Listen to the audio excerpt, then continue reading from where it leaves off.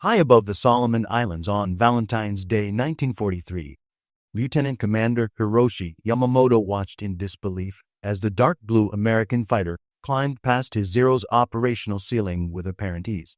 The distinctive inverted gull wings were unmistakable against the tropical sky, and as the strange aircraft continued its vertical ascent beyond 22,000 feet, Yamamoto felt the first cold touch of doubt pierce his warrior's confidence. This was his initial encounter with the machine that would soon earn the nickname Whistling Death. And in that moment, watching his proud Mitsubishi Zero struggle while the American fighter soared effortlessly upward, he witnessed the beginning of theme for Japanese air superiority in the Pacific. The psychological impact of that first encounter rippled through the ranks of Japanese naval aviation like a shock wave. These were not ordinary pilots experiencing this technological revelation. They were the elite survivors of the most demanding aviation program on Earth.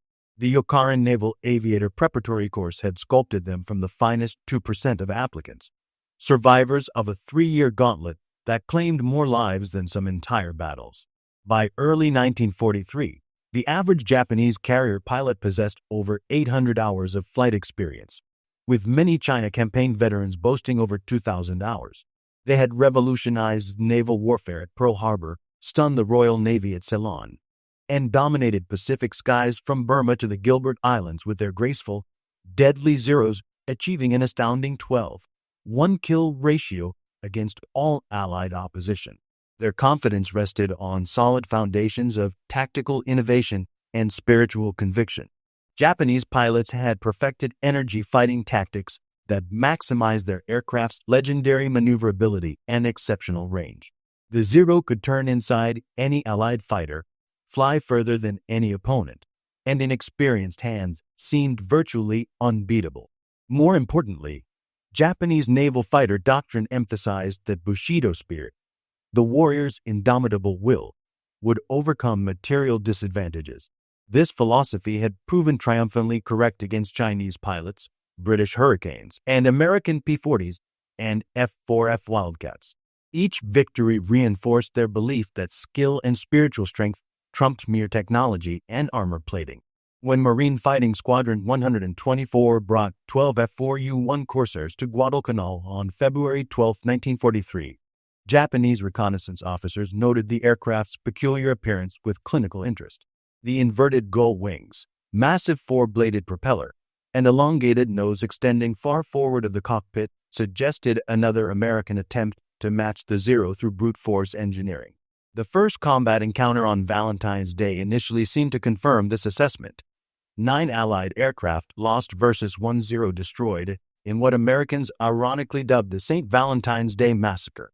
However, perceptive Japanese pilots noticed something deeply disturbing about these new fighters' behavior patterns. The Corsairs refused to engage in traditional turning fights. Instead, they climbed above the Zeros, something no previous American fighter had managed, then executed devastating high-speed diving attacks. They exploited their massive speed advantage to escape before Japanese pilots could respond.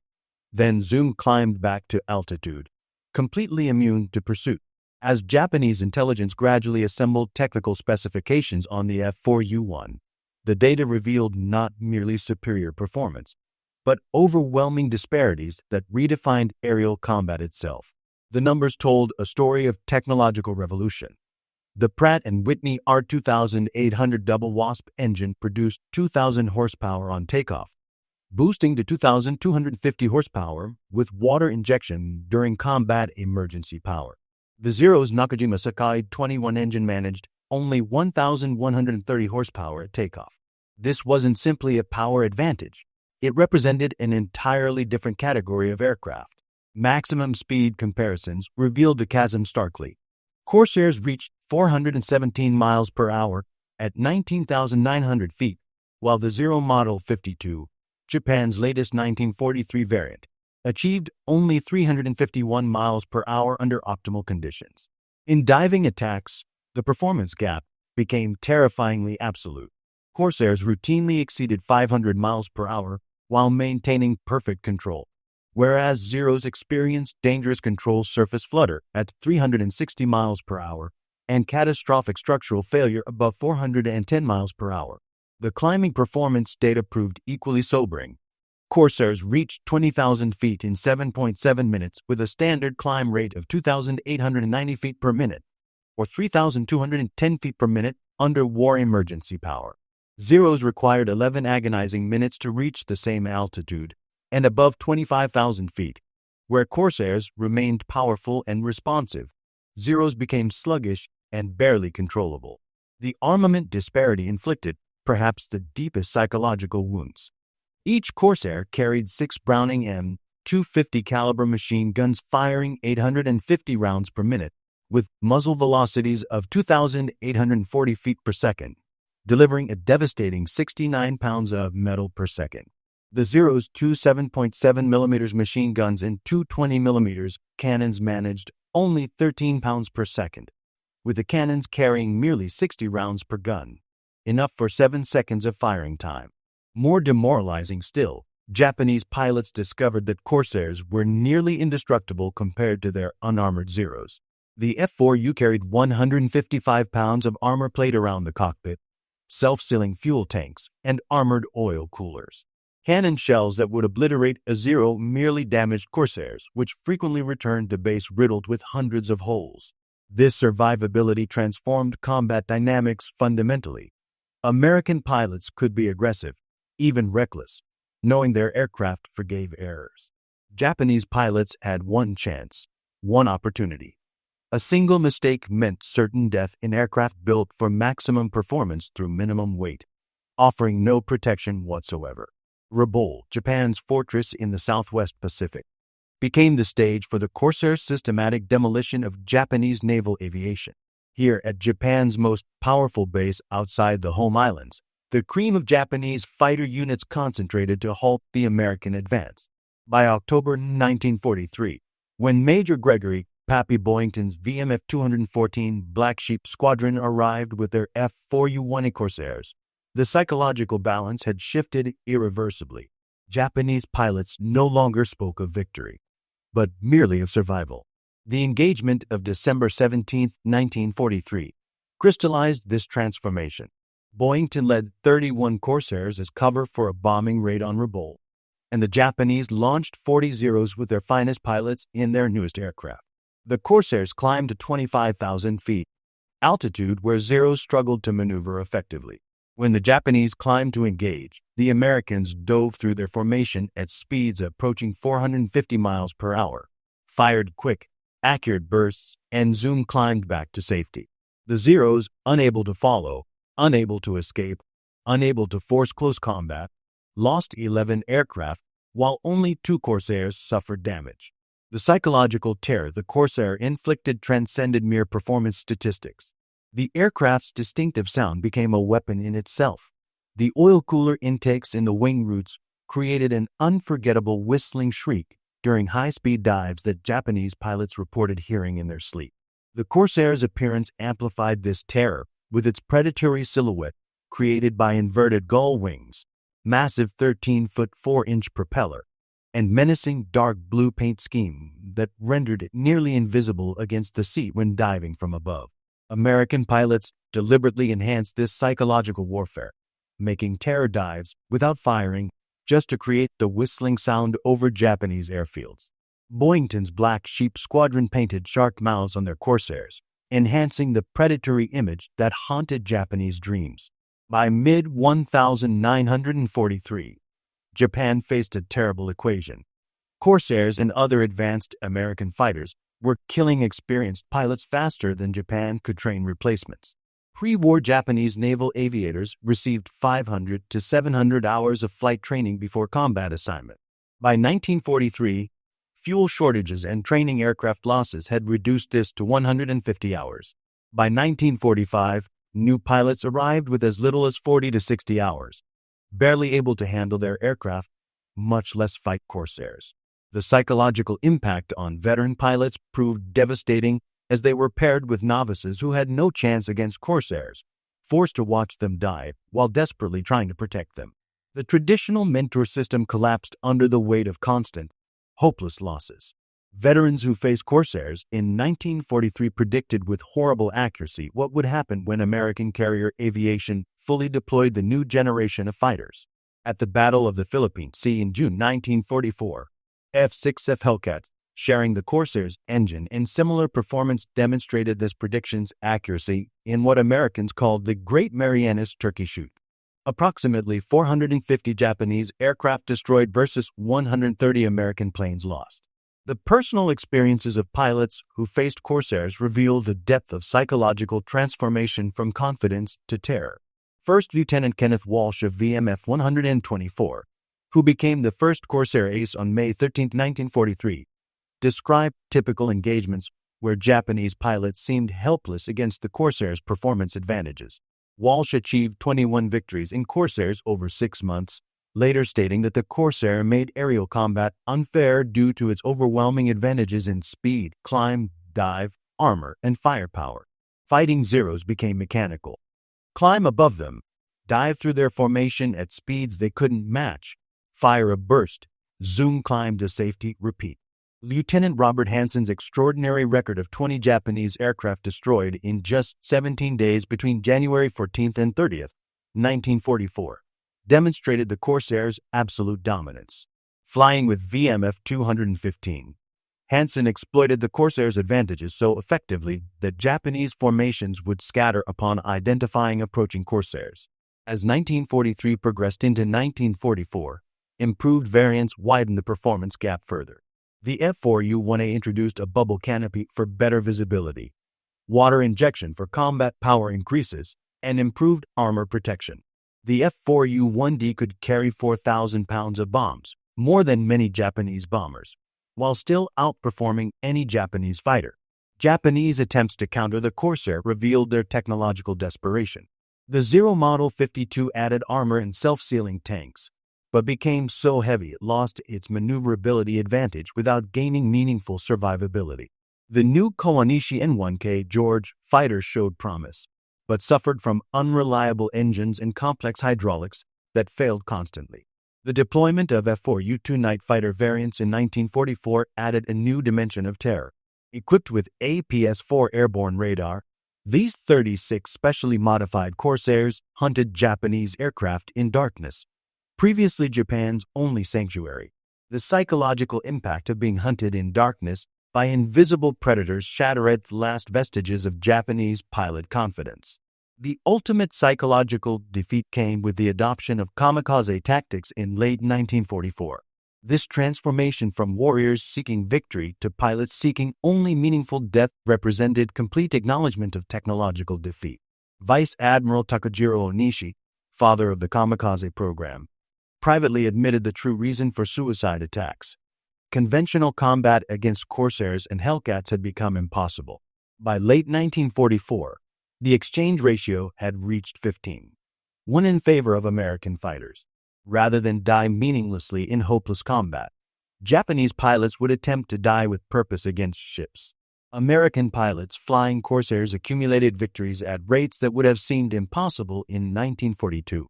Major Gregory Pappy Boyington scored 22 of his 26 victories in Corsairs in just 84 days. These scores weren't achieved through superior skill alone, but through overwhelming technical advantage. The Japanese recognized this reality. Their best pilots understood that American aces were created by their aircraft, not just their skill. The machine had become more important than the man, a complete reversal of Japanese fighter doctrine. The Corsair represented American industrial might in its most concentrated form. Vought aircraft produced 12,571 Corsairs during the war, more than Japan's total fighter production from 1942 to 1945. Each Corsair contained 13,000 pounds of aluminum, 1,000 pounds of steel, 18 miles of electrical wire, and 2,000 individual instruments and controls. The Pratt & Whitney R2800 engine alone told the story of American industrial supremacy. With 2,800 cubic inches of displacement, 18 cylinders in 2 rows, supercharging, and precision engineering tolerances Japan couldn't achieve even if they captured the technology. While Japan scraped the bottom of its manpower barrel, sending teenagers with minimal training to face Corsairs, America mass-produced pilots with industrial efficiency. The U.S. Navy trained 60,000 pilots during the war, each receiving 600 hours of flight training, including 200 hours in advanced fighters. American pilots arrived in the Pacific having fired more ammunition in training than most Japanese pilots fired in combat. They studied gun camera footage, analyzed combat reports, and underwent continuous tactical evolution, while Japanese pilot training collapsed into futility. The Corsair's transformation into a fighter-bomber in 1944 added another dimension of terror. Carrying bombs, rockets, and napalm, Corsairs could destroy airfields, shipping, and infrastructure with impunity. This multi-role capability meant Corsairs could appear anywhere, anytime, in any role, adding strategic uncertainty to tactical terror. Saburo Sakai, Japan's most famous surviving ace with 64 victories, provided clear assessment of facing Corsairs in his post-war writings. He described recognizing that the war was lost upon encountering the Corsair, not because of one aircraft, but because America could build such aircraft by the thousands while Japan struggled to maintain existing designs. Sakai noted that survival against Corsairs required avoiding engagement entirely.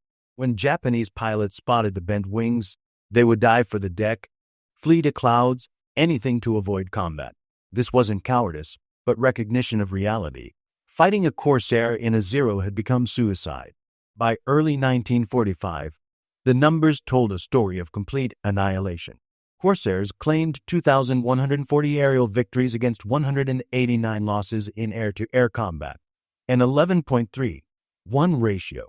But these statistics understated the psychological devastation, as many Japanese aircraft fled without engaging.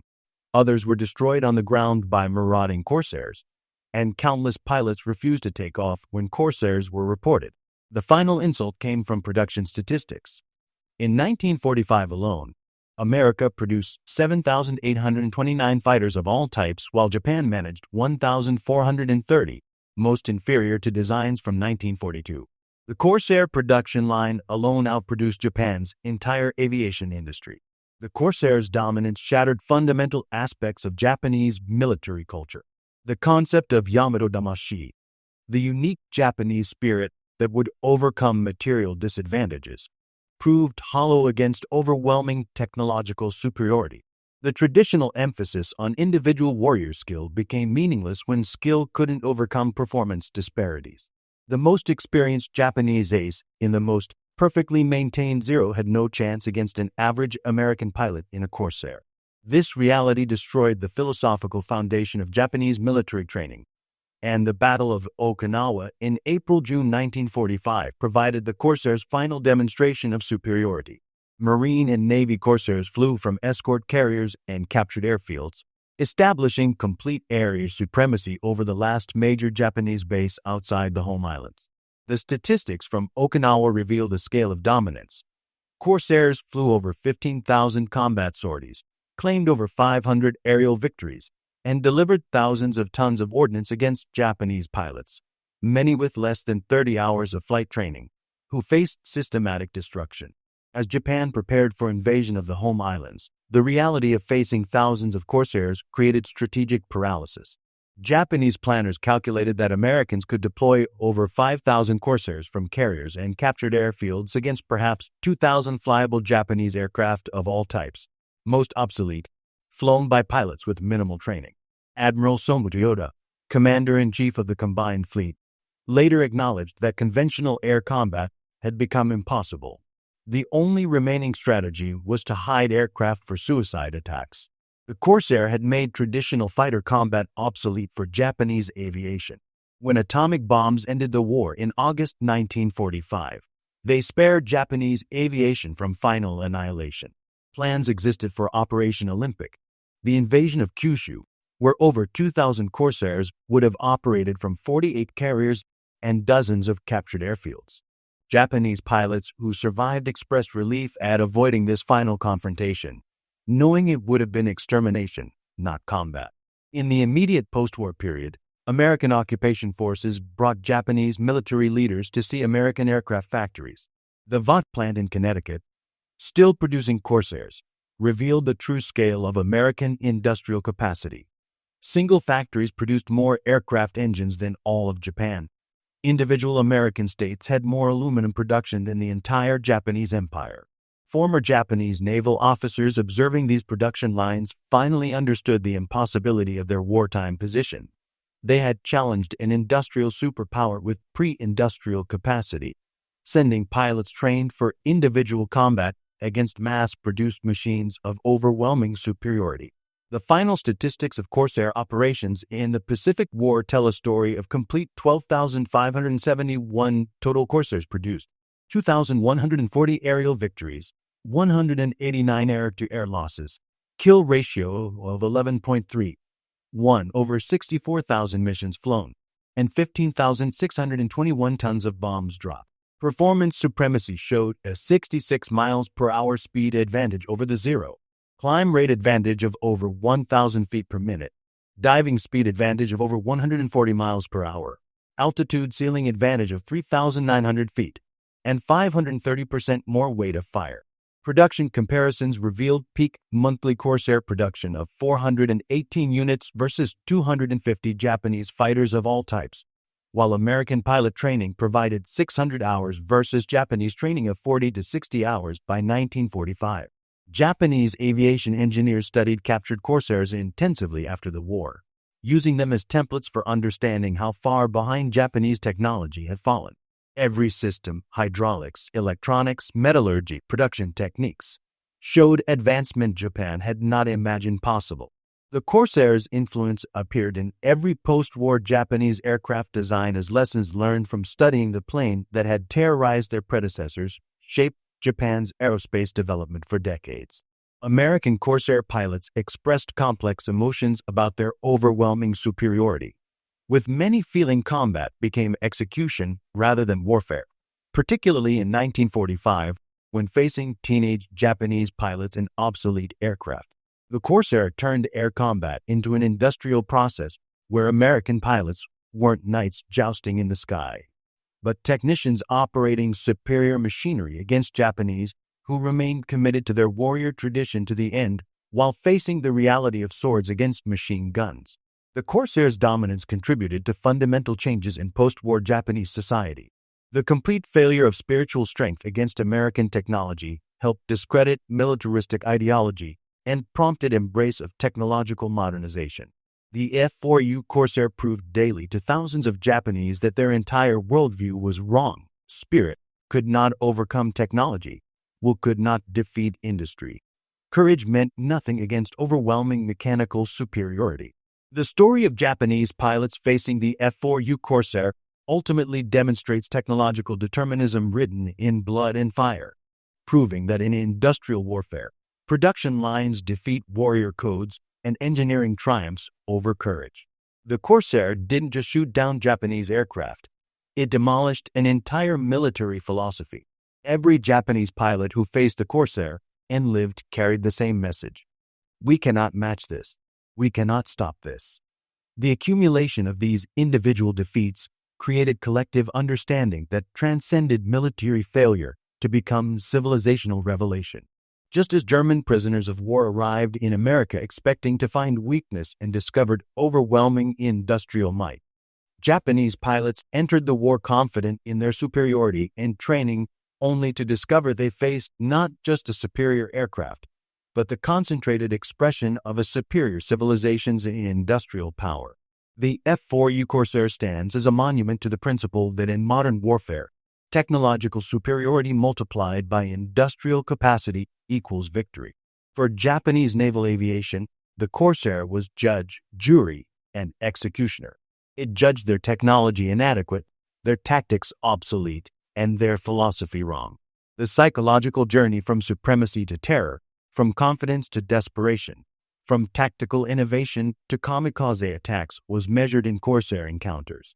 Each meeting with the bent-wing fighter stripped away illusions until only naked truth remained. Japan had challenged an industrial superpower with warrior spirit and lost absolutely. Today, restored Corsairs fly at air shows worldwide, their distinctive whistle still evoking memories among those who remember the sound as death's calling card.